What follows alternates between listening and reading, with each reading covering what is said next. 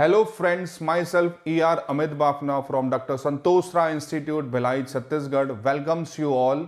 आज अपन डिस्कस करने वाले हैं CMA फाउंडेशन का 17 दिसंबर के जो एग्जाम हुआ था उनका पेपर नंबर 3 न्यू सिलेबस का fundamental of business mathematics and statistics के MCQ क्वेश्चन के सॉल्यूशन को। चलिए स्टार्ट करते हैं। पहला क्वेश्चन आपका दिया हुआ है, the age of 2 person are in the ratio. दो लोगों की एज का यहां पे अपने को रेशो दिया हुआ है, उसको अपन टर्म्स में ले सकते हैं 4x और 3x। अब बोला है if the age of younger person are is 8 years less than the other, जो बड़ा है उसकी एज 8 साल ज्यादा है, तो इनका डिफरेंस आप निकाल सकते हो 4x minus 3x is equals to 8। तो x की वैल्यू हो जाएगी यहां पे आपकी 8। अब एल्डर की एज क्या होगी, तो एल्डर का आपका रेशो दिया हुआ है, टर्म्स यहां पे रेशो पे मैटर करता है, तो 4x की वैल्यू हो जाएगी 4x is equals to 4 into 8 that is 32 year. पहले का आंसर होगा आपका option number B. Next question number 2 आपका बोल रहा है, if 15 men working 8 hours a day can complete a piece of work in 25 days। यहां पे प्रोपोर्शन की कंडीशन दे रहा है कि 15 मैन है जो 8 घंटे काम कर रहे हैं, उनका काम खत्म हो रहा है 25 दिन में। तो 15 मैन काम कर रहे हैं 8 आवर्स अ डे, तो ये हो जाएगा 120 आवर्स काम कर रहे हैं। जो काम कंप्लीट हो रहा है उनका कितना, 25 डेज में उनका काम कंप्लीट हो रहा है। नेक्स्ट हमको निकालने बोला है कि अगर 12 मैन 10 घंटे अगर काम करते हैं तो उनको कितना दिन लगेगा। तो इनका नंबर ऑफ ईयर्स अपन निकाल सकते हैं कि 12 मैन काम करेंगे 10 आवर्स अ डे, तो ये भी होता है 120 आवर्स। मतलब 120 आवर्स यहां पे पहले कंडीशन में दिया है कि वो 25 दिन में कंप्लीट कर रहे हैं, तो अपना आंसर हो जाएगा ऑप्शन नंबर सी 25। नेक्स्ट दिया हुआ मीन प्रपोर्शन बिटवीन 0.2 एंड 0.05। यहां पे अपने को फॉर्मूला लगेगा मीन प्रपोर्शन का कंडीशन, वो होता है आपका b square is equals to a into c, या फिर अपन बोल सकते हैं b is equals to root over a c. ये अपने को दिया हुआ है, तो बी की वैल्यू यहां पे निकालना अपने को, b is equals to root over 0.2 into 0.05, जो होता है हमारा 0.1, that is option number a. तीसरे का आंसर अपना होगा option number A. Next question number 4, a person deposit 1000 in a bank at 4% simple interest. यहां पे अपने को मेंशन कर दिया कि किसका क्वेश्चन है ये, सिंपल इंटरेस्ट का, जो होता है principal into rate into time upon 100। Principal हमको गिवन किया है 1000 और रेट हमको दिया 4% और टाइम दिया 10 ईयर का, तो ये वैल्यू अपने को मिल जाएगी 400। देन अपने को निकालने पूछे कि अमाउंट कितना होगा, तो अमाउंट का फॉर्मूला यहां पे होता है amount is equals to principal plus interest. तो प्रिंसिपल अपने पास 1000 और इंटरेस्ट दिया अपने को 400, तो that is 1400 will be our answer. Question number 4 का आंसर अपना option number B. Then question number 5 क्या बोल रहा है, a sum of rupees 10,000 deposited compound interest become double after 5 year, after 20 year it will become. 10,000 रुपए दिया है जो डबल हो रहा है, 20,000 रुपए अपने को बना के ये देगा, ये हो जाएगा 20,000 is equals to 10,000 1 plus i to the power 5। ये होता है कंपाउंड इंटरेस्ट का formula, a is equals to p 1 plus i to the power n. इसको सॉल्व करके अपने को आई की वैल्यू निकालना है, देन 20 साल बाद ये अमाउंट कितना हो जाएगा, ये अपने को क्वेश्चन ने पूछा है। तो ये हो जाएगा 2 is equals to 1 plus i to the power 5, तो 2 to the power 1 upon 5 is equals to 1 plus i. यहां से आपको आई की वैल्यू मिल जाएगी, आई इज इक्वल्स टू 0.1487। ये हो जाएगी आपकी आई की वैल्यू। अब निकालने की 20 साल बाद इसका अमाउंट क्या होगा, इधर कंटिन्यू कर लेते हैं। ये हो जाएगा आपका A is equals to 10,001 plus 0.1487 to the power 20। इसको सॉल्व करने से अमाउंट मिलेगा आपको 1,60,000। तो क्वेश्चन नंबर 5 का आंसर हो जाएगा ऑप्शन नंबर डी, 1,60,000। देन आता है आपका question number 6, the seventh term of an AP series आपको दी हुई है 2587। एपी बोला है मतलब एपी का 7 टर्म का फॉर्मूला यहां पे हो जाएगा आपके लिए। एपी का फॉर्मूला यहां पे आपका कंसीडर होगा a n is equals to a plus n minus 1 into d. यहां पे फर्स्ट टर्म आपको दिया हुआ है 2 और सेवंथ टर्म निकालने बोला तो n की वैल्यू 7 माइनस 1 इंटू डी हो जाएगा यहां पे 5 माइनस 2 दैट इज 3। तो इसको सॉल्व करने से आपको वैल्यू मिल जाएगी 6 इंटू 3 18, 18 प्लस 2 20। तो ऑप्शन नंबर सी, क्वेश्चन नंबर 6 का आंसर होगा option number c 20। Then question number 7, find the 8th term of the series 128, 64 and 32। Series अपने को दी है 128, 64 और 32। 8th टर्म इसका आपका क्या होगा? तो ये आपका जीपी का सीरीज है तो ए का फॉर्मूला, ए एन का फॉर्मूला यहां हो जाएगा a into r to the power n minus 1।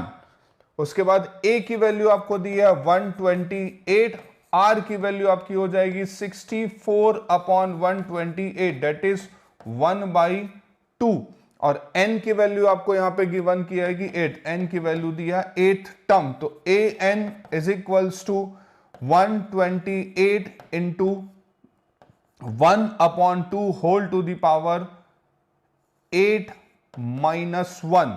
तो ए एन हो जाएगा आपका यहां पे a n is equals to 1। तो 7th का आंसर हो जाएगा आपका option number D 1। Question number 8, A takes 4 hours to cover a distance 80 kilometer and B takes 5 hours to cover the same distance। Speed time distance के ऊपर का question आपको दिया है। दो बॉडी है A और B। इस साइड अपन सॉल्व कर लेते हैं इसको कि A का आपको दिया हुआ है कि ये चल रहा है 4 hours बट डिस्टेंस कवर कर रहा है 80 किलोमीटर। तो D1 यहां पे दिया आपको 80 किलोमीटर और T1 आपको दिया हुआ है 4 किलोमीटर। तो उसका स्पीड S1 हो जाएगा distance upon time that is 80/4, ये हो जाएगा आपका 20 kilometre per our. Then B body का आपको कंडीशन दी है कि सेम डिस्टेंस है T1 80 किलोमीटर का और T2 आपको दिया हुआ है ये आपका 5 आवर का। तो इसका S1 आ जाएगा 80 divide by 5 that is 16 kilometre per hour. इस स्पीड से ये चल रहा है। देन बोला how much distance would a cover more than b in 15 hour. अब बी और ए से 15 घंटे का ज्यादा चलता है तो कितना डिस्टेंस एक्स्ट्रा वो कवर करने वाला है। तो दोनों की स्पीड का डिफरेंस अपन निकाल रहे हैं तो डिफरेंस हो जाएगा 20 माइनस 16। तो डिफरेंस ऑफ स्पीड आपको यहां पे मिल जाएगा 4 आवर। तो यहां पे अगर आपको स्पीड निकालना है तो स्पीड का फॉर्मूला होता है डिस्टेंस अपॉन टाइम और डिस्टेंस अगर निकालना है तो हो जाएगा स्पीड इनटू टाइम। तो ये हो जाएगा 15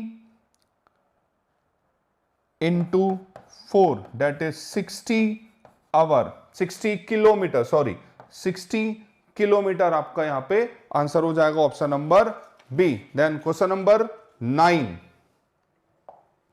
देखो, क्वेश्चन नंबर 9 में बोल रहा है if P and Q are two set then P del Q is equals to. पहली बात P del Q होता है आपका सिमेट्रिक डिफरेंस, ये होता है आपका एक डायरेक्ट फॉर्मूला सिमेट्रिक डिफरेंस का।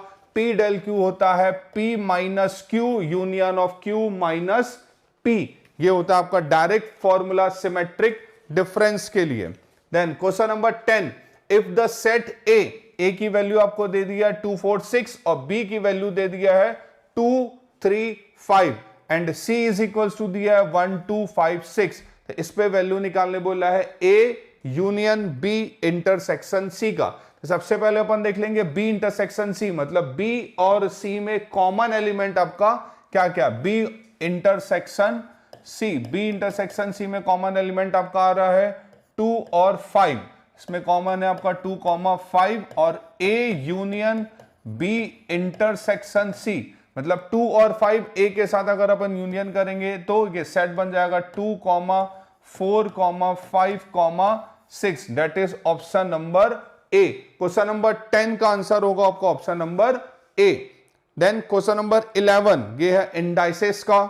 If 3 to the power 2x plus 4 is equals to 3 to the power 3x, then the value of x की वैल्यू यहां पे क्या होगी? सिंपल है, अगर आपका बेस सेम होता है इक्वल्स टू में तो उसकी पावर इक्वेट हो जाती है, तो ये हो जाएगा आपका 2x plus 4 is equals to 3x, तो 4 is equals to 3x minus 2x, तो x की वैल्यू हो जाएगी आपकी 4, दैट इज 11 का आंसर है option number D. Next question number 12, log, थोड़ा लॉजिकल क्वेश्चन है। If log 10 of 7 is a, then log 10 of 1 by 70 is equal to, देखो log 10 of 1 by 70 को हम बाई फॉर्मूला स्प्लिट कर सकते हैं, कैसे? log 10 of 1 minus log 10 of 70, log 10 of 1 की log 1 की वैल्यू हमेशा होती है 0 माइनस इसको आप 70 को मैं लिख सकता हूं 7 into 10, तो ये हो जाएगा मेरा log 10 of 7 into 10, तो माइनस log 7 प्लस log 10, ये आपका मिलेगा। log 10 of 10 की वैल्यू होती है 1 और log 10 of 7 की वैल्यू आपको गिवन दिया है a, तो इसका आंसर हो जाएगा 1 प्लस a, नेगेटिव साइन सामने है तो ऑप्शन नंबर सी। 12 का आंसर हो जाएगा आपका option number c, minus bracket में 1 plus a। Next question number 13, again log का क्वेश्चन यहां पे दिया है आपको। क्वेश्चन नंबर 13 में आपका यहां बोलना चाह रहा है ये कि log 2 of log 3 of log x क्या होगा? log 2 ऑफ log 3 की वैल्यू यहां पे क्या होगी? तो यहां पे अपन इन लॉगरिथम टू एक्सपोनेंशियल के फॉर्म में जो जाते हैं वो होता है आपका log a of b is equals to x दिया है, तो a to the power x is equals to b, इस फॉर्म में हम इसको कन्वर्ट कर सकते हैं। तो वैसे ही आपकी log 2 की वैल्यू क्या हो जाएगी? log 3 of log 2 of x is equals to 2 to the power 1, ये वाला 2 पहले पावर में कन्वर्ट हो जाएगा, देन ये वाले 3 को हम पावर में कन्वर्ट कर सकते हैं, तो हो जाएगा log 2 of x is equals to 3 का स्क्वायर, तो 3 का स्क्वायर हो जाएगा 9, तो x की वैल्यू हो जाएगी 2 टू द पावर 9 और 2 टू द पावर 9 होता है 512, that is option number A. Question number 13 का अपने पास ऑप्शन आ रहा है ऑप्शन नंबर ए। नेक्स्ट क्वेश्चन नंबर 14 पे आगे बढ़ते हैं। परमिटेशन का क्वेश्चन यहां दिया है 10 PR इज 720, ये वाला क्वेश्चन अपन बाई ऑप्शन से भी जा सकते हैं कि 10 PR करने से 720 आपका कब आएगा? तो 720 की वैल्यू आपको अगर मैं R की वैल्यू 3 रखता हूं तो ये हो जाएगा 10P3, इसको लिख सकता हूं मैं 10 into 9 into 8, that is 720, so R की वैल्यू हो जाएगी मेरी 3, option number A. Question number 14 का आंसर आ रहा है अपना ऑप्शन नंबर ए। देन अपने को दिया है question number 15, in how many ways the colour of the rainbow be arranged so that the red and blue color always separated, ये हमेशा सेपरेट होना चाहिए। पहले तो रेनबो में कितने कलर होते हैं अपने? विबग्योर में आ जाएगा टोटल आपका 7 colour, VIBGYOR,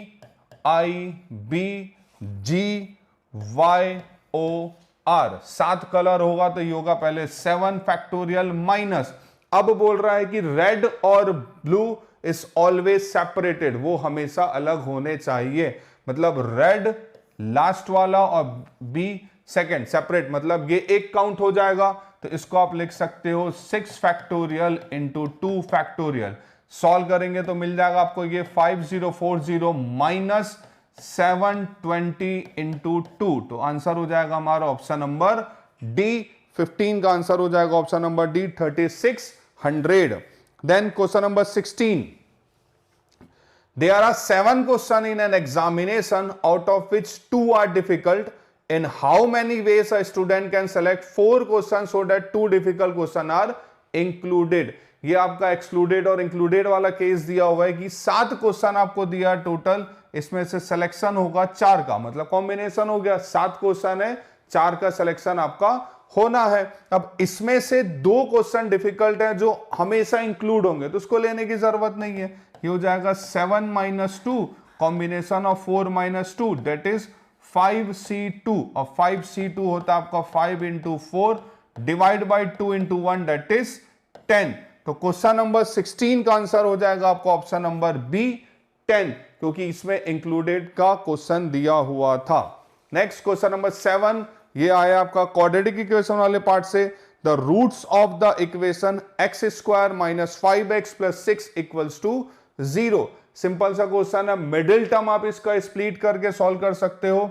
x² - 3x - 2x + 6 = 0। अब यहां से x आपका कॉमन आ जाएगा, तो x - 3 - 2x + 3 = 0। तो x की वैल्यू आपको मिल जाएगी 2, 3 that is option number D. 17 का आपको दिया हुआ है ऑप्शन नंबर डी 2, 3। नेक्स्ट आगे बढ़ते हैं अपन क्वेश्चन नंबर 18 पे।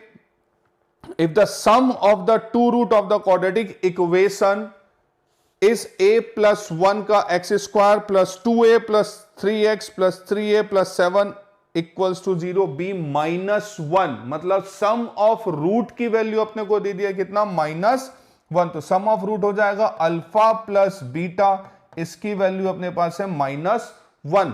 अब अल्फा प्लस बीटा को मैं क्या बोल सकता हूं, -b/a = -1 दिया हुआ है। अब -b की वैल्यू मैं क्या ले सकता हूं, यहां पे -2a + 3 डिवाइडेड बाई a की वैल्यू है मेरे पास a + 1 = -1। माइनस माइनस कैंसल हो जाएगा, क्रॉस मल्टीप्लाई करके इसको सॉल्व करेंगे तो a की वैल्यू यहां पे मेरे को मिल जाएगी -2। तो क्वेश्चन नंबर 18 का आंसर आएगा आपका ऑप्शन नंबर सी -2। आगे बढ़ते हैं यहां पे नेक्स्ट क्वेश्चन नंबर 19 के लिए। देखो क्वेश्चन नंबर 19 कैलकुलस का पार्ट है, जो आपको बोला है कि y = e⁻x × x। यहां पे आपका लग जाएगा आपका प्रोडक्ट रूल पे। तो प्रोडक्ट रूल आपका क्या होता है, dy/dx = फर्स्ट टर्म अगर आपका बाहर है x इंटू, तो डिफरेंशिएट होगा आपका second term e⁻x plus e⁻x बाहर आएगा तो d/dx ऑफ x। तो ये हो जाएगा e⁻x का डिफरेंशिएशन होता है आपका e⁻x, तो ये हो जाएगा x into e⁻x plus e⁻x into x का डिफरेंशिएशन हो जाएगा 1। x का डिफरेंशिएशन आपका यहां पे हो जाएगा 1 पे।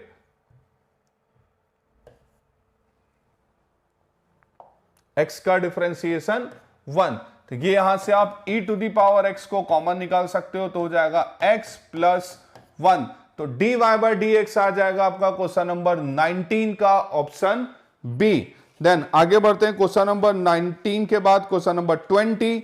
If c of x and r of x be the cost function and the revenue function respectively, the break even point can be found out when x belong the output।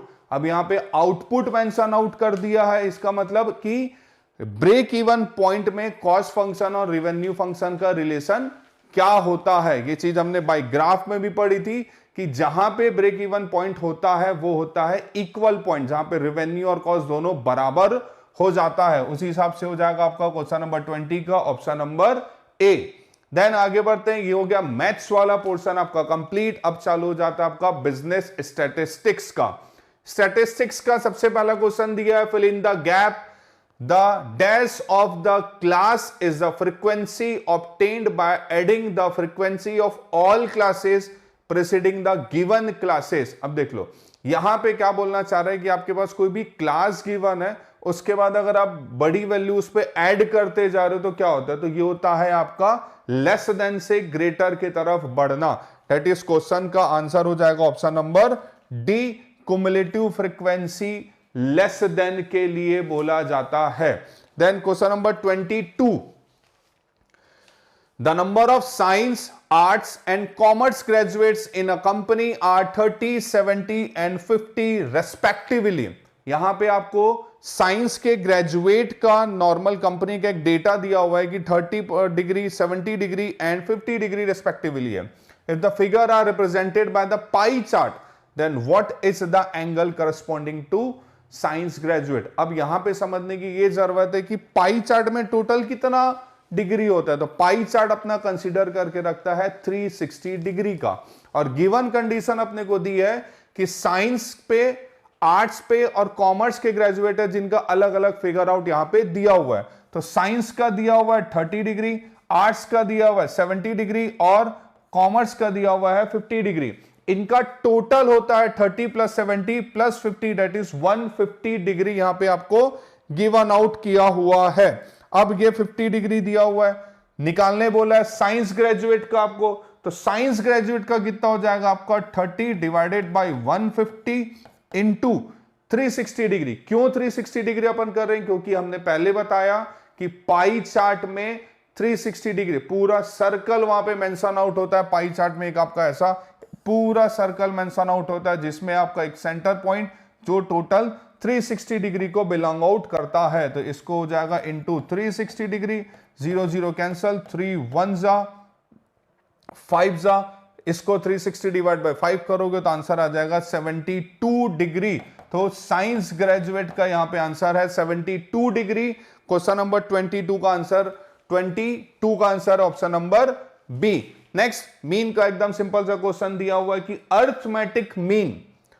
Question number 23, the arithmetic mean for the series 2, 3, 5, 7, 9 और 4, इसकी value क्या होगी? तो इसका formula होता है x bar is equals to 2 plus 3 plus 5 plus 7 plus 9 plus 4 whole divided by 1 2 3 4 5 6. Number of term दिया 6.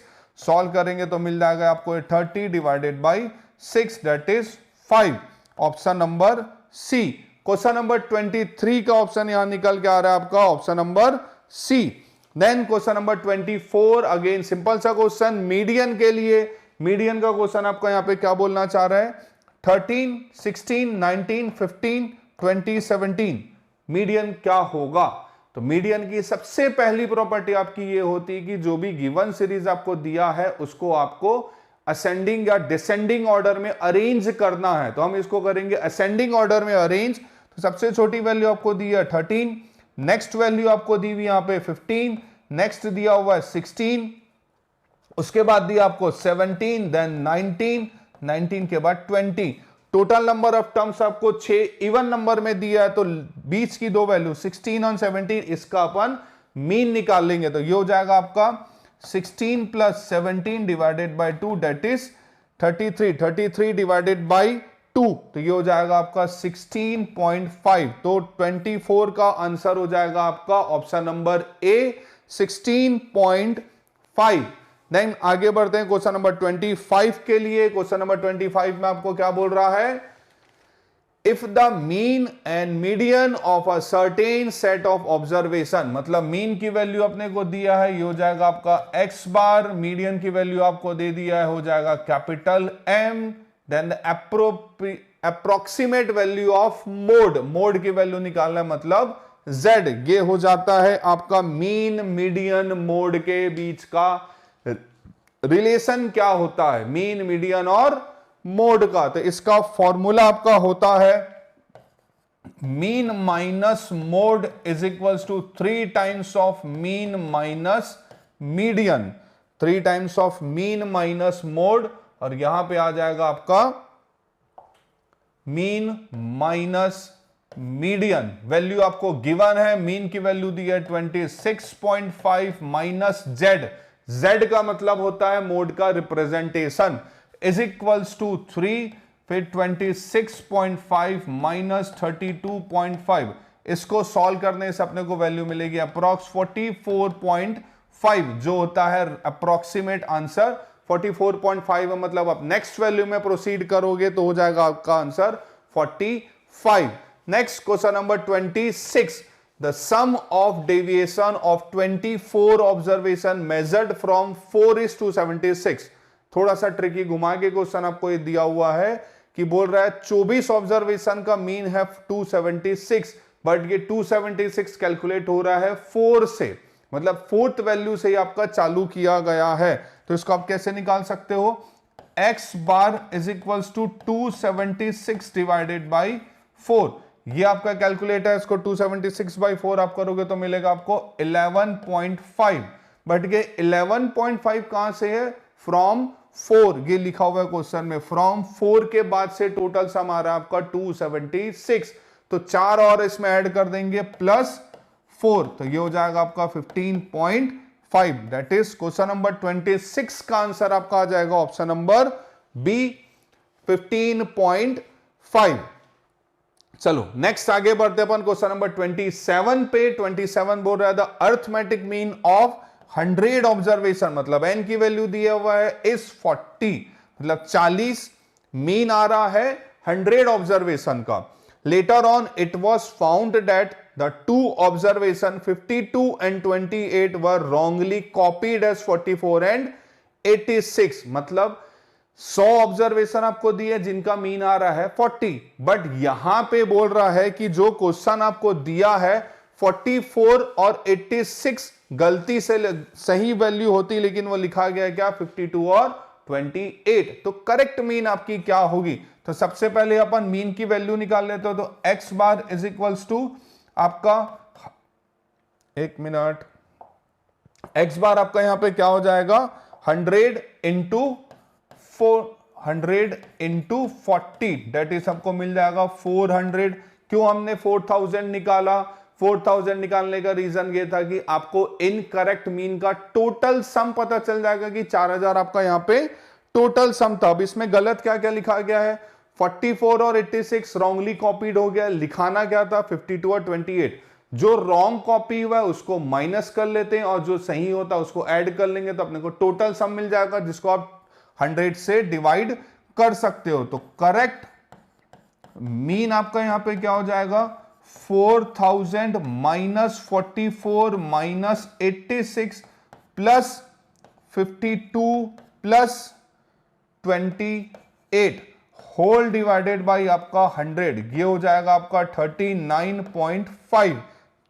इसको ऐड करोगे, माइनस करो, ऐड करोगे, देन सब्ट्रैक्ट करोगे, देन डिवाइड बाई 100 करोगे, तो कैलकुलेशन आपका आ जाएगा यहां पे 39.5। तो 27 का आंसर आपका होता है 39.5, दैट इज ऑप्शन नंबर ए। आगे बढ़ते हैं क्वेश्चन नंबर 28 पे।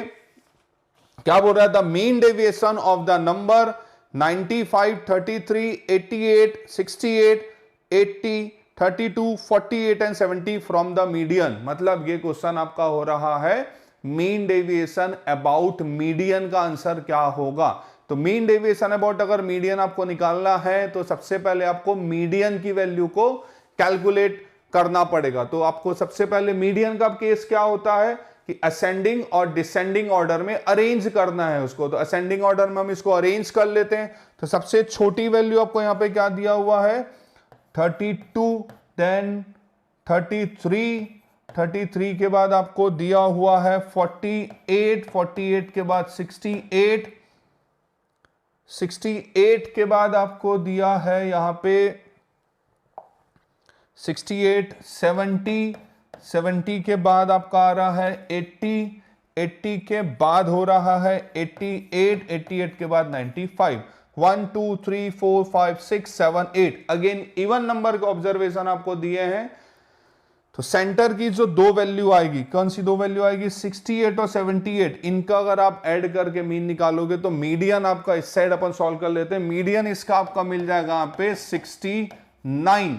अब मीन डेविएशन अबाउट मीडियन का फॉर्मूला होता है आपका मीन डेविएशन अबाउट मीडियन, ये होता है summation of modulus of x minus m mod whole divided by n, ये होता है अपना फॉर्मूला। तो यहां पे आपको मीडियन कितना आया 69। अब मॉड्यूलस का मतलब होता है कि इसके अंदर वैल्यू नेगेटिव नहीं होगी। तो 69 माइनस 32 ये आपको मिल जाएगा 37। 7, देन नेक्स्ट 69 माइनस 33, ये आपको मिल जाएगा 36, प्लस 69 माइनस 48, ये आपको मिल जाएगा 21, plus 69 minus 68 1, plus 69 minus 71, plus 69 minus 80, ये मिल जाएगा 11, प्लस 69 माइनस 88, ये हो जाएगा 19, प्लस 69 माइनस 95, ये हो जाएगा आपका 26 होल डिवाइडेड बाई n। इसको सॉल्व करेंगे तो अपने को फाइनल आंसर इसका मिल जाएगा 19, मतलब मीन डेविएशन अबाउट मीडियन का आंसर हो जाएगा ऑप्शन नंबर सी। 28 का आंसर आ रहा है आपका ऑप्शन नंबर सी। चलो ये हो गया कंप्लीट। देन आगे बढ़ते हैं अपन नेक्स्ट क्वेश्चन नंबर 29 के लिए। 29 में आपको क्या बोल रहा है भाई, for a skew distribution mean, यहां पे अगेन मीन मतलब x बार की वैल्यू आपको 100 दे दिया है, मीडियन मतलब कैपिटल N की वैल्यू आपको 98.5 दे दिया है, स्टैंडर्ड डेविएशन गिवन कर दिया 9 और कोफिशिएंट ऑफ स्क्यूनेस निकालने बोला है। बहुत सिंपल सा क्वेश्चन यहां पे दिया, क्या है इसका फॉर्मूला, कोफिशिएंट ऑफ स्क्यूनेस का फॉर्मूला 3x बार मतलब mean minus median, mean minus median, ये हो जाएगा आपका mean minus median whole divided by standard deviation. Mean की वैल्यू आपको दी हुई है 100 और मीडियन की वैल्यू दी है 98.5, whole divided by standard deviation दिया 9। इसको सॉल्व करेंगे तो अपना आंसर आ जाएगा यहां पे 0.5। दैट इज क्वेश्चन नंबर 29 का आंसर आ रहा है आपका 0.5। हो गया कंप्लीट क्वेश्चन नंबर 9 का ऑप्शन नंबर डी। देन आता है क्वेश्चन नंबर 30।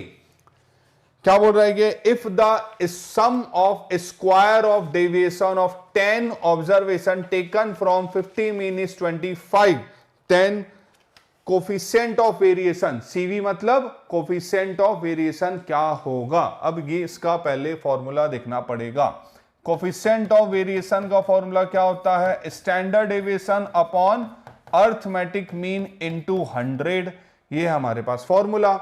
लेकिन अपने को sum of square of deviation of 10 observation of mean is 50, mean की वैल्यू तो अपने को गिवन कर दिया कि मीन कितना होगा आपका यहां पे 50 होगा, मतलब यहां लिख सकता हूं मैं अर्थमेटिक मीन कितना दिया मेरे को 50, लेकिन स्टैंडर्ड डेविएशन नहीं दिया हुआ है। स्टैंडर्ड डेविएशन निकालना है, कैसे निकालना पड़ेगा, ये दिया है आपको sum of square of deviation, तो x माइनस एक्स बार का whole square divided by n, ये होता है स्टैंडर्ड डेविएशन का फॉर्मूला। इसकी वैल्यू आपको दी है 250 डिवाइडेड बाई 10, 0 0 कैंसल होगा तो ये जाएगा √25, तो स्टैंडर्ड डेविएशन हो जाएगा आपका यहां से 5 निकलेगा स्टैंडर्ड डेविएशन। अब इसको पुट करेंगे अपन तो 5/50 इंटू 100, तो ये हो जाएगा 1 जा 10 जा 10 से 100 गया 10, तो ये हो जाएगा सिंपल सा 30 का आंसर आपका ऑप्शन नंबर ए 10%। ठीक, आगे क्वेश्चन नंबर 31 क्या दिया है, इफ वेरियांस x की वैल्यू अपने को कितना दिया है यहां पे 6.25, वेरियांस की वैल्यू आपको दिया है 6.25 और आपको अगला क्या दिया है, वेरियांस ऑफ y 4 दिया है, कोवेरियंस दिया 0.9, then the coefficient of correlation between x and y क्या होगा यहां पे, x एंड y की वैल्यू, इसका फॉर्मूला होता है directly r is equals to को, एक मिनट, ये हो जाएगा covariance of x comma y divided by standard deviation of x into standard deviation of y, ये होता है फॉर्मूला। लेकिन अपने को गिवन किया है ये वेरियांस, और वेरियांस का फॉर्मूला आपका क्या होता है, standard deviation is equals to root over variance. तो यहां पे आप डायरेक्टली इसकी वैल्यू को निकाल सकते हो, मैं फॉर्मूला हटा के यहां पे आपकी डायरेक्ट वैल्यू निकाल के दे देता हूं। क्या होगा, स्टैंडर्ड डेविएशन ऑफ x अगर अपने को निकालना है तो क्या मिल जाएगा यहां पे आपको रूट ओवर 6.25, क्या हो जाएगा, वेरियांस ऑफ x निकालना है तो स्टैंडर्ड डेविएशन ऑफ x आपको क्या मिलेगा यहां पे रूट ओवर 6.25 जो हो जाएगा 2.5, और स्टैंडर्ड डेविएशन ऑफ y की वैल्यू निकालना है तो हो जाएगा रूट ओवर 4 जो हो जाएगा 2। अब फॉर्मूले में यहां पे अपन पुट कर देंगे, क्योंकि फॉर्मूला आपका क्या बोल रहा है, स्टैंडर्ड डेविएशन ऑफ x और standard deviation of y। Denominator में आएगा, न्यूमरेटर में क्या आएगा, कोवेरियंस। तो ये हो जाएगा r is equals to 0.9 whole divided by 2.5 into 2। इसको सॉल्व करने से अपने को मिल जाएगा 31 का आंसर आता है अपना 0.18। दैट इज क्वेश्चन नंबर 31 का आंसर क्या है, ऑप्शन नंबर बी 0.18। आगे बढ़ते हैं, क्वेश्चन नंबर 32। अगेन ये दिया आपका कोरिलेशन और रिग्रेशन वाले टॉपिक से, सिंपल सा क्वेश्चन है। For 10 set of ranks of two variables x and y, the sum of square of difference between the rank is 30। मतलब d की वैल्यू आपको यहां पे डायरेक्टली दे दिया, ये n दे दिया 10 और d दे दिया है 30। रैंक कोरिलेशन कोएफिशिएंट क्या होता है, इस फॉर्मूले में सिर्फ इतना, अगर आपको फॉर्मूला याद है पुट करना है और आपका आंसर आ जाएगा क्या, r is equals to 1 minus 6 summation of D square whole divided by n square minus 1। ये होता है आपका स्पीयरमैन रैंक कोरिलेशन कोएफिशिएंट का फॉर्मूला। अब यहां पे आपको वैल्यू क्या क्या दी है, 1 minus 6 into 30 whole divided by n की वैल्यू दिया हुआ है 10 और ये दिया आपको 10 स्क्वायर माइनस 1। इसको सॉल्व करेंगे तो अपने को आंसर आ जाता है इसका ऑप्शन नंबर डी का, क्वेश्चन नंबर 32 का option number D, that is 9/11। इसको सॉल्व करने से ये हो जाएगा 1 0 कैंसल, 6 डिवाइडेड बाई 99। ठीक, clear. Next question number 33। Question number 33 regression का क्वेश्चन आपको दिया हुआ है। इसमें ये बोलना चाह रहे हैं आपका, if the two regression line corresponding to two variables x and y meet at point 2 and 3। अच्छा, पॉइंट के हिसाब से यहां पे मेंशन कर दिया कि 2 और 3 के पॉइंट पे आपका यहां पे होगा। आगे वेरिएंस ऑफ x दिया हुआ है, वेरिएंस ऑफ y दिया हुआ है, दोनों दिया हुआ है, variance of x, variance of y, और r की वैल्यू भी दे दिया 1/2। Find the estimated value of x for value of y for x is equals to 6 के लिए, मतलब y की वैल्यू निकालना है जब x की वैल्यू 6 होगी तब के केस पे। चलो, इसका थोड़ा सा लेंदी सॉल्यूशन है, क्वेश्चन ट्रिकी दे दिया है, तो इसका सॉल्यूशन अपन इस एंड पे सॉल्व कर लेते हैं। क्या क्या बोल रहा है कि अगर आपका वेरिएंस आपको फाइंड आउट करना है, वेरिएंस आपको फाइंड आउट करना है तो पॉइंट दिया है, वैल्यू नहीं दिया है, तो क्या लिख सकते हो आप यहां पे, y is equals to a plus B x, ये होता है वैल्यू। अब अगर मीन की प्रॉपर्टी ध्यान होगी तो मीन में चेंज ऑफ ओरिजिन और चेंज ऑफ स्केल का इफेक्ट नहीं करता है, वही चीज यहां से आपको एस्टिमेट करने बोला है। सबसे पहले अपन देख लेते हैं कि y की वैल्यू अपने को कितना दिया है 3 और x की वैल्यू दिया है 2, तो y की वैल्यू हो गई मेरी 3, x की वैल्यू हो गई a प्लस बी इंटू 2। ये हो गया इक्वेशन, क्या लिख सकते हैं इसको, a plus 2b is equals to 3। ये मेरे को इक्वेशन दिया है। b की वैल्यू क्या होगी, b की वैल्यू आपकी यहां से निकल जाएगी रिग्रेशन कोफिशिएंट से। इक्वेशन है y ऑन x का, ये हो जाएगा आपका b y on x is equals to r into sigma y upon sigma x। Sigma y होता है स्टैंडर्ड डेविएशन ऑफ y और सिग्मा x होता है स्टैंडर्ड डेविएशन ऑफ x। अभी प्रीवियस क्वेश्चन में हमने देखा था कि वेरिएंस अगर गिवन रहता है तो उसका अंडर रूट करने से स्टैंडर्ड डेविएशन आपका निकल जाता है। तो यहां पे x की वैल्यू दिया है 4, तो B Y X is equal to r अपने को गिवन कर दिया 1/2 और standard deviation of y, variance of y दिया 1, मतलब स्टैंडर्ड डेविएशन भी हो जाएगा 1। वेरिएंस ऑफ x अपने को दिया है 4, तो इसका स्टैंडर्ड डेविएशन हो जाएगा √4 दैट इज 2। तो बी वाई एक्स की वैल्यू मेरे को मिल रही है 1/4। इस 1/4 को मैं पुट कर दूंगा अपने इक्वेशन में, वहां से मेरे को a की वैल्यू फाइंड आउट हो जाएगी। कैसे, ये इक्वेशन 1 दे देता हूं, from equation 1 a plus 2 into 1/4 is equals to 3। तो ये हो जाएगा 2 1 जा 2 1.5, उधर ट्रांसफर होगा तो a की वैल्यू मिल जाएगी मेरे को 2.5। अब मेरे को मिल गई a की वैल्यू, b की वैल्यू। अब मैं इक्वेशन में जो मेरा बेसिक इक्वेशन मैंने स्टार्टिंग पे लिया था a प्लस बी एक्स, यहां पे a की वैल्यू b की वैल्यू पुट कर देता हूं और x की वैल्यू मेरे को दिया हुआ है x इज इक्वल्स टू 6 पे, तो y की वैल्यू एस्टिमेट करना है, तो यही इसको कंटिन्यू कर लेते हैं। y is equal to a की वैल्यू हमने निकाला 2.5 प्लस bx, b की वैल्यू अपने को कितना दिया हुआ है 1/4 इंटू x की वैल्यू दिया है 6, तो ये हो जाएगा 1.5 plus 2.5 that is y is equals to 4। Option number C, question number 33 का ऑप्शन आएगा आपका ऑप्शन नंबर सी, जो बता रहा है आपका इक्वेशन के थ्रू। थोड़ा सा ट्रिकी क्वेश्चन था, रिग्रेशन का एज यूजुअल हमेशा सा थोड़ा सा ट्रिकी आता है, बाकी सिंपल है।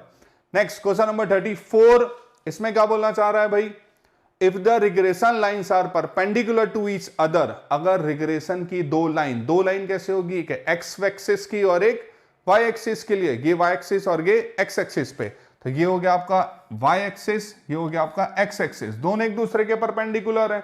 परपेंडिकुलर है तो जो इंटरसेक्टिंग पॉइंट होगा वहां आपका निकलेगा, तो इंटरसेक्टिंग पॉइंट मेरा आ गया ये, यहां पे वैल्यू क्या होगी 0,0, तो रिग्रेशन कोफिशिएंट क्या बनेगा भाई, जब परपेंडिकुलर होता है तब के केस में ये होता है 0, तो 34 का आंसर हो जाएगा आपका ऑप्शन नंबर ए। नेक्स्ट आगे बढ़ते हैं क्वेश्चन नंबर 35 पे, स्टेटमेंट दिया हुआ है, which one of the following statement is true, scatter diagram gives precise degree of correlation, नहीं देता, क्योंकि स्कैटर डायग्राम आपको सिर्फ एक पॉइंट या डायग्राम से रिप्रेजेंट करता है कि ये चीज पॉजिटिव है नेगेटिव के 0, कभी भी प्रिसाइज डिग्री नहीं देता है। The scatter diagram is amiable to further mathematical treatment, नहीं देता, क्योंकि कोई भी फॉर्मूला स्कैटर डायग्राम का नहीं होता, तो ऑप्शन ए भी नहीं होगा, ऑप्शन बी भी नहीं होगा। Option C, the scatter diagram is the graphical representation of the relation between two variables, obviously ऊपर ही हमने बनाया कि होता है ये, तो option number C was correct for question number 35। Question option number D आपको दिया, all the point in scatter diagram line a straight line when the correlation coefficient is 0, नहीं, ये भी गलत दिया है। सो क्वेश्चन नंबर 35 के लिए आपका आंसर क्या हो जाएगा, ऑप्शन नंबर सी। आगे बढ़ते हैं, नेक्स्ट क्वेश्चन नंबर 36 पे क्या बोला है, the slope of the regression line, ये दिया हुआ है आपका y on x, regression coefficient में ये दिया हुआ रहता है कि अपने को जिस पे डिपेंडेंसी है वो पहले रहता है और जो इंडिपेंडेंट होता है वो नेक्स्ट होता है, ये दिया हुआ है y ऑन x, तो ये हो जाएगा by on x, that is option number D आपका यहां पे आंसर होगा। क्वेश्चन नंबर 36 का आंसर है ऑप्शन नंबर डी। चलो आगे बढ़ते हैं, नेक्स्ट फिर से थ्योरेटिकल टाइप का क्वेश्चन आपका दिया हुआ है, the correlation coefficient between two variables lies between, correlation की वैल्यू का रेंज होता है -1 से लेके +1 के बीच में, क्योंकि उसमें पॉजिटिव कोरिलेशन, नेगेटिव कोरिलेशन और जीरो कोरिलेशन तीनों आता है, तो उसी हिसाब से आप सेट कर सकते हो -1 से लेके +1 तक की वैल्यू, तो ये हो जाएगा आपका ऑप्शन नंबर बी। 37 का आंसर आ रहा है आपका ऑप्शन नंबर बी। नेक्स्ट आगे बढ़ते हैं, क्वेश्चन नंबर 38 क्या बोलना चाह रहा है, what is the probability of getting a sum of 3, अच्छा ये दिया हुआ 3, sum of 3 if 2 dice are thrown together, अगर 2 डाइस को एक साथ फेंकेंगे तो उनका सम 3 आए, इसकी प्रोबेबिलिटी क्या होगी। अब 2 डाइस है, मतलब टोटल नंबर ऑफ ऑब्जर्वेशन मेरा डिनोमिनेटर में हो जाएगा 36, अब सम ऑफ 3 2 ही बार आ सकता है, 3 अगर बोला है तो 1,2 और 2,1, बस 2 ही कंडीशन है जहां पे आ सकता है, तो हो जाएगा 2/36 that is 1/18, option number A. Simple सा question, question number 38 option number ए। नेक्स्ट अगेन प्रोबेबिलिटी का क्वेश्चन है, question number 39, 2 unbiased coins are tossed, the probability of getting at most 1 head, at most का मतलब होता है मैक्सिमम एक head आना चाहिए, नहीं भी आएगा तो चलेगा, एक आएगा तो चलेगा, लेकिन एक से ज्यादा नहीं होना चाहिए। तो 2 अनबायस्ड कॉइन का आपका क्या हो जाएगा, head head, head tail, tail head और टेल टेल, तो ये 3 कंडीशन है जिसमें हेड, सॉरी 3 कंडीशन नहीं, ये 3 कंडीशन होगी आपकी जिसमें एक हेड इसमें, एक हेड इसमें, एक हेड इसमें नहीं आता है, तो ये हो जाएगा आपका 3/4 that is option number C. 3 at most बोला, इसलिए अपन क्या बोलेंगे, मैक्सिमम 1, 2 पे नहीं जाना है, 1 या 0 नहीं आएगा तो भी चलेगा, या फिर 1 आया तो चलेगा, इसलिए 3/4। Next question number 40, question number 40 में आपको बोल रहा है the probability of hitting the target is 1/5। दो हिटर है यहां पे ए और बी, ए का हिट लगेगा इसके चांसेस कितने हैं 1/5। The probability of B not hitting the target is 3/4। B का टारगेट हिट नहीं होगा, इसकी प्रोबेबिलिटी कितनी है 3/4। The probability of hitting the target, अब निकालने क्या बोले कि आपको टारगेट हिट हो जाए इसके चांसेस क्या है, तो अपन नहीं निकाल के 1 से माइनस कर सकते हैं इसको कॉम्प्लीमेंट के हिसाब से। तो बी का तो नहीं आपको दिया कि 3/4 चांस है कि टारगेट को हिट नहीं कर सकता है, तो अपन फाइंड आउट कर लेते हैं पी ऑफ ए डैश की टारगेट हिट नहीं होगा आपका। क्या हो जाएगा टारगेट हिट नहीं होने का, 1/5 टारगेट हिट कर रहा है मतलब 1 - 1/5 दैट इज ये हो जाएगा 4/5 आपका आंसर। आंसर नहीं, पी ऑफ ए जो टारगेट को हिट नहीं करेगा, तो ये अपन निकाल सकते हैं 1 - 4/5 इंटू 3/4। 4/5 आपको दिया हुआ है कि ए टारगेट को हिट नहीं कर सकता, और 3/4 बता रहे कि बी टारगेट को हिट नहीं कर सकता। नहीं कर सकते को माइनस करेंगे तो कितना टारगेट हिट होगा ये पता चल जाएगा। तो 4 से 4 कैंसल, 1 - 3/5, तो आंसर हो जाएगा option number D that is 2/5। तो क्वेश्चन नंबर 40 का आंसर हो जाएगा आपका 2/5 की वो टारगेट को हिट कर सकता है। चलो आगे बढ़ते हैं क्वेश्चन नंबर 41 पे। क्या बोल रहा है, 2 cards are drawn from a well shuffled pack of cards. Cards में टोटल नंबर होते हैं 52, उसमें से 2 कार्ड निकालने ये बोल रहा है। The probability of getting 2 heart is. अब इस पे हमारा फेवरेबल केस क्या बोल दिया है कि जो 2 कार्ड हम पिक करेंगे वो हार्ट का होना चाहिए। तो सिंपली अपन कॉम्बिनेशन के थ्रू में भी बना सकते हैं। कैसे, ऊपर आता है अपना फेवरेबल केस, न्यूमरेटर डिनोमिनेटर करूंगा तो प्रोबेबिलिटी की डेफिनेशन के हिसाब से क्या होता है, number of favourable case divide by total number of event. तो फेवरेबल इवेंट्स मेरे लिए क्या बन रहा है, हार्ट। 2 हार्ट निकालना है, टोटल हार्ट कितने होते हैं 13 C2 डिवाइडेड बाय 52 C2। इसको सॉल्व करूंगा तो 13 × 12 divided by 2 whole divided by 52 × 51 divided by 2। 2 से 2 कैंसल, 13 1 जा 4 जा 4 1 जा 3 जा 3 1 जा 17 जा, तो फाइनली आंसर हो जाएगा ऑप्शन नंबर बी 1/17।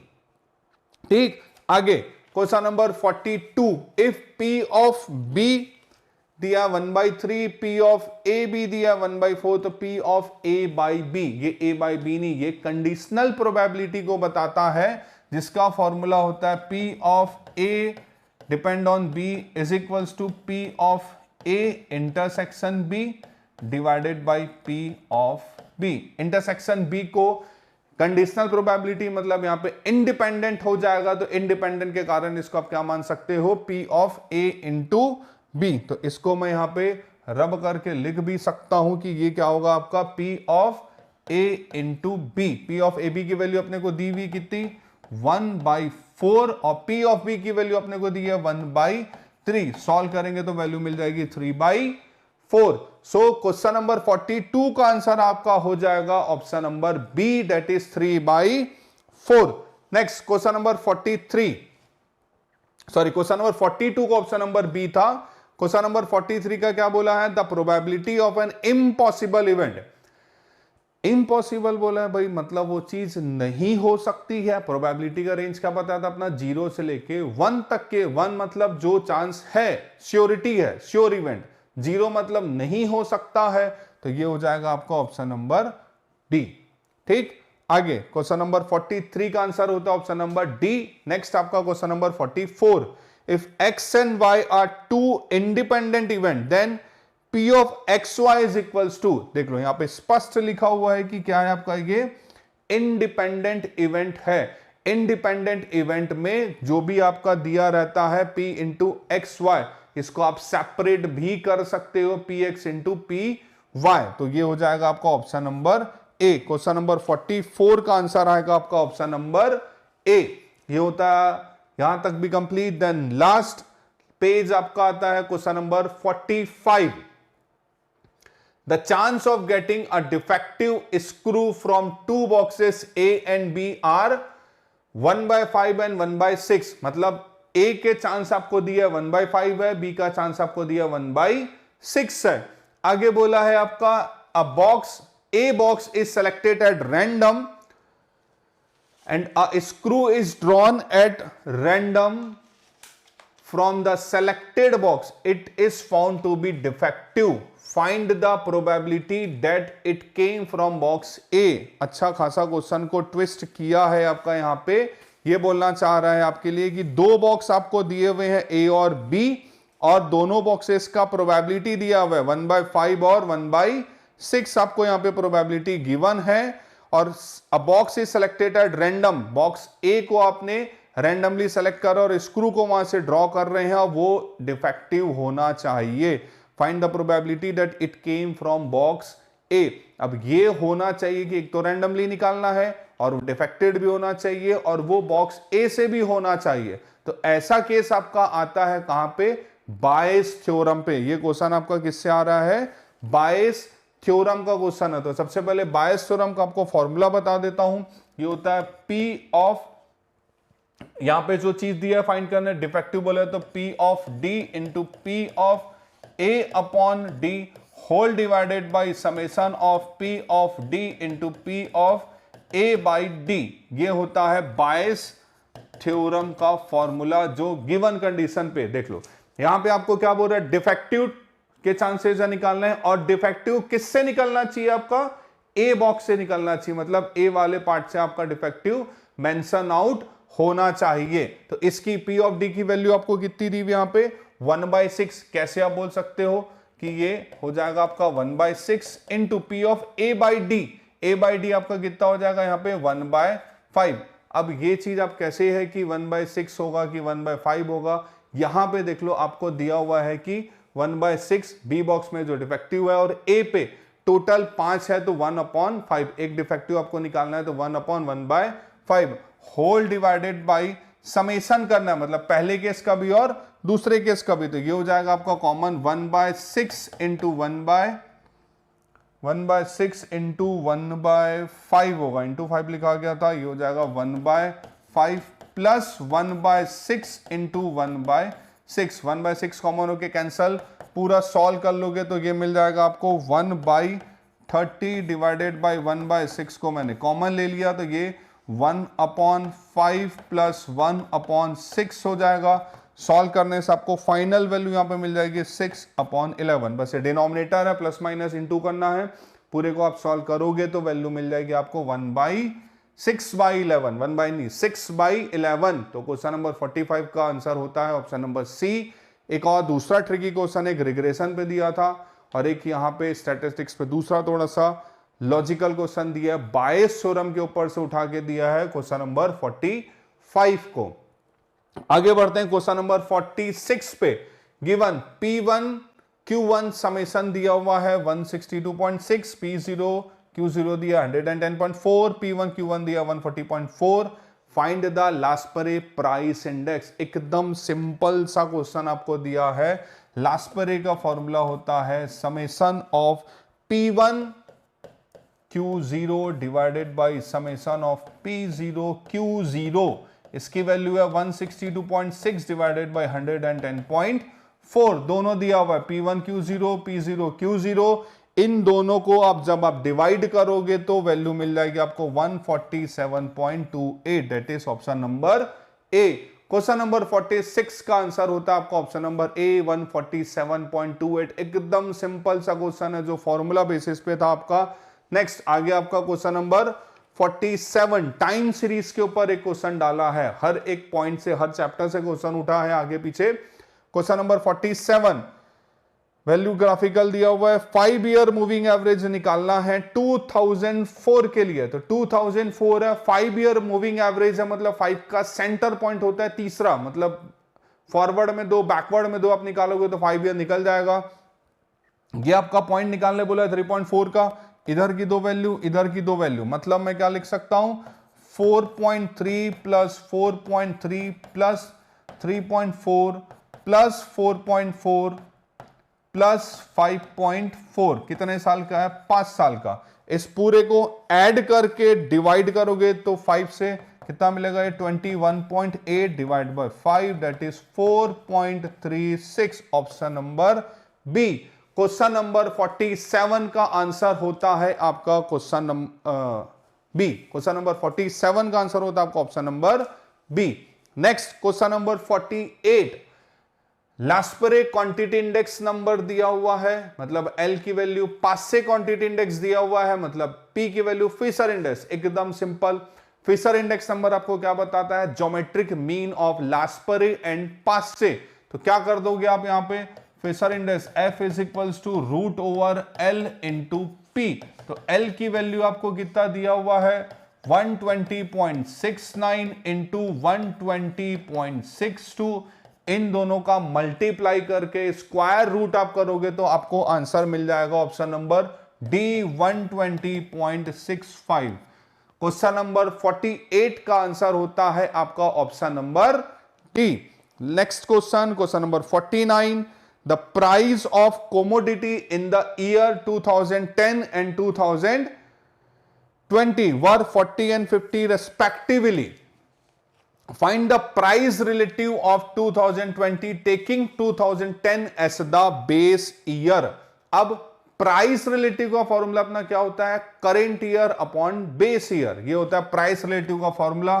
तो P is equals to current year upon base year. अब बेस ईयर किसको मान लिया इसने?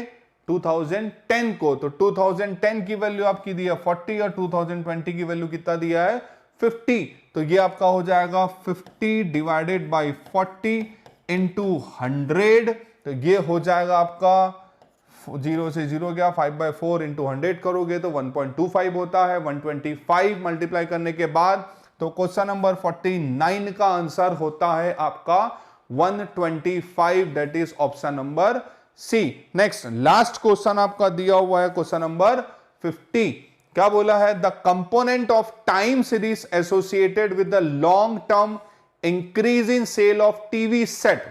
Long term increase in sale of TV set मतलब आपका एक समय में बहुत ज्यादा टीवी का सेल हो रहा है, मतलब किसी ट्रेंड के बारे में बता रहा है, तो इसको बोला जाता है सेक्युलर ट्रेंड। तो क्वेश्चन नंबर 50 का आंसर होता है आपका ऑप्शन नंबर ए। ये होता है पूरा सीएमए के क्वेश्चन का 50 क्वेश्चन का सॉल्यूशन। पेपर सिंपल है, ज्यादा टफ या वेरिएशन नहीं दिया था, थोड़े से 2-4 क्वेश्चन लॉजिकल आपको दिया हुआ है। हर रेशो से क्वेश्चन आपका इक्वली डिवाइडेड है। होप आपका क्वेश्चन सॉल्यूशन पूरा सही बैठा होगा, एग्जाम में सभी पास हो जाओगे, ऐसी उम्मीद हम रखते हैं। सो ये हो गया complete. Thank you so much for watching.